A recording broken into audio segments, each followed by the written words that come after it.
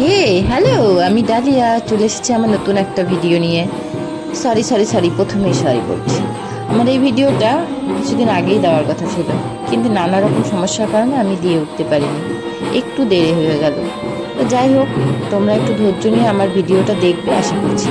তো এই ভিডিওটা হচ্ছে সেই ভিডিও যেখানে আমি বলেছিলাম আমাদের বাড়ির সেই মেয়ে যে 22 বছর পরে এসেছে তাকে দেখাবো।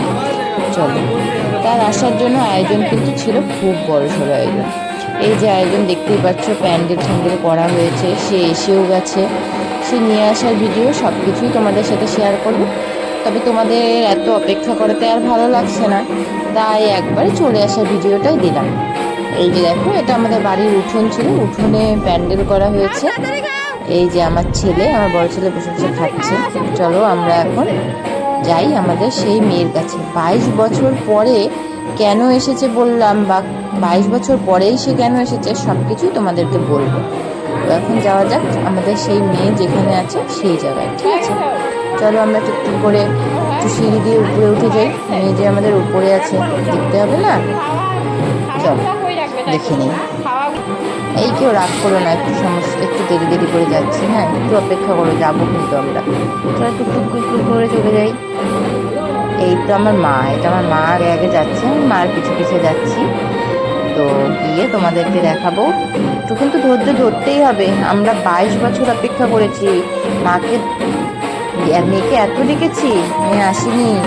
এখানে হচ্ছে মেয়ে এসেছে, তার জন্য রান্না বান্না নিমন্ত্রণ যারা আছে তারা তো খাওয়া দাওয়া করবে। সেখান থেকে একদম চলে এসেছি ওপরে এখানে এই সেই আমাদের মেয়ে কেন 22 বছর পরে আসছে সব কিছু তোমাদের আরেকটি নতুন ভিডিওতে আমি বলবো, ঠিক আছে? তো আজকে মা, এই আমার ভাইরা সব পুজোর আয়োজন করছে, মা করছে, আমার ভাস্তা শুকিয়ে দিয়েছে। তো ভাবছি তোমাদেরকে এই ভিডিওতেই বলে দেবো 22 বছর পরে কেন বললাম। আসলে আমাদের এই পুজোটা বাৎসরিক পুজো। আগে প্রত্যেক বছরই হতো, তো নানা রকম সমস্যার কারণে আমার ঠাকুরদা মারা যাওয়ার পর থেকে পুজোটা বন্ধ হয়ে যায়। অনেকবার চেষ্টা করা হয়, আয়োজন করা হয় যে পুজোটা করব, কিন্তু নানা রকমভাবে বাধা আসতেই থাকে, পুজোটা আর হয়ে ওঠে না।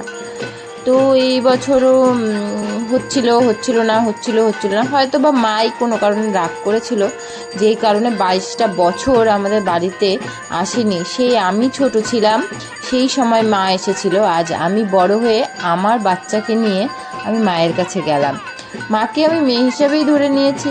তো কতটা আনন্দ, কতটা যে খুশি আমার ভেতরে কাজ করছিল তোমাদেরকে আমি বোঝাতে পারবো না। সেদিন সত্যি আমি খুব খুশি হয়ে বাড়িতে যাচ্ছিলাম যে 22 বছর পর মাকে আবার বাড়িতে আনতে পেরেছি আমরা। মা এসেছে, মা না চাইলে তো কেউ মাকে আনতে পারে না, মা চেয়েছে বলেই আবার এসেছে। আর মা এতদিন চাইনি বলেও আমরা হাজার চেষ্টা, হাজার কিছু করেও, অনেক আলোচনা আলাপ, অনেকবার বহুবার এই মাকে আনবো, কিন্তু পারিনি মাকে আনতে সত্যি বলতে। তো যাই হোক, অনেক দিন পর, অনেক চেষ্টা প্রচেষ্টার পর, মাকে অনেক বলার পর মা রাজি হলো যে ঠিক আছে এবার তোদের বাড়ি যাব। তো সেই আনন্দে সবাই আমরা আত্মহারা, পুরো দত্ত পরিবার যেন কি বলবো, এতটাই আনন্দ ছিল, সে এক অভূতপূর্ণ আনন্দ। পরিবারের কেউ ছিল না যারা আমরা উপোস করেছিলাম না, সবাই উপোস করেছিলাম, সবাই পুজোর কাজ করছিলাম, আর সবার মধ্যেই ছিল এক আলাদা রকমের আনন্দ। মানে কি বলবো, তোমাদেরকে বোঝাতে পারবো না। তো তোমাদের সাথে পুরো ভিডিওটাই শেয়ার করলাম। খুব সুন্দরভাবে পুজো হয়েছে, তোমাদের সাথে আমি পরে আরও ভিডিও শেয়ার করবো। টাটা।